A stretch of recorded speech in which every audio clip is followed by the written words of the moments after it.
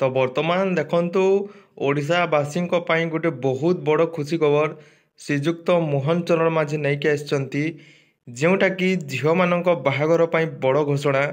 ଆପଣ ଭିଡ଼ିଓକୁ କେବଳ ଶେଷ ଯାଏଁ ଦେଖନ୍ତୁ, ଟିକିନିକି ଆପଣଙ୍କୁ ସବୁଗୁଡ଼ାକ ଶ୍ରୀଯୁକ୍ତ ମୋହନ ଚରଣ ମାଝୀ ଆପଣଙ୍କୁ କହିଦେବେ। ତ ଆପଣ ଭିଡ଼ିଓକୁ କେବଳ ଶେଷ ଯାଏଁ ଦେଖନ୍ତୁ।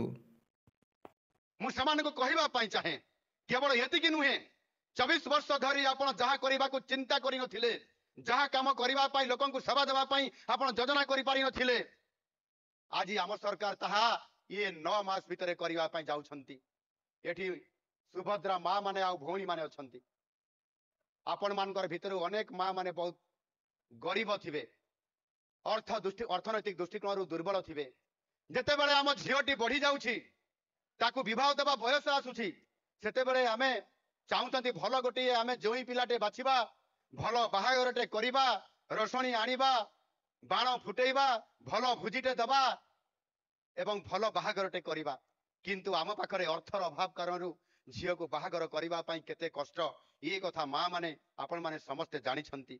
କିନ୍ତୁ ଆପଣମାନଙ୍କର ସେଇ ମନର କଥାକୁ ଗତ ସରକାର ତ ବୁଝିପାରିଲେ ନାହିଁ, କିନ୍ତୁ ଆମ ସରକାର ବୁଝିପାରିଲେ।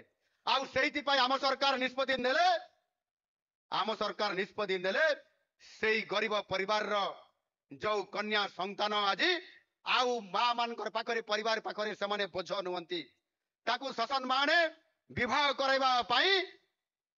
କରିବା ପାଇଁ ଆମେ ଯୋଜନା ଆଜି କରିଛୁ ମୁଖ୍ୟମନ୍ତ୍ରୀ କନ୍ୟା ବିବାହ ଯୋଜନା। ମୁଖ୍ୟମନ୍ତ୍ରୀ କନ୍ୟା ବିବାହ ଯୋଜନାରେ ଗରିବ ଘରର କନ୍ୟା ମାନଙ୍କୁ ଆଜି ବିବାହ ଦେବେ, କନ୍ୟାଦାନ କରିବେ ରାଜ୍ୟ ସରକାର। ଏଇଠି ଆପଣ ମାନଙ୍କର ବିଧାୟକ ମାନେ ଅଛନ୍ତି, ସମସ୍ତ ତାଙ୍କର ନାମ ଉଚ୍ଚାରଣ କରିବା ପାଇଁ ହେଲେ ମୁଁ ତ ଉଚ୍ଚାରଣ କରିପାରିଲି ନାହିଁ।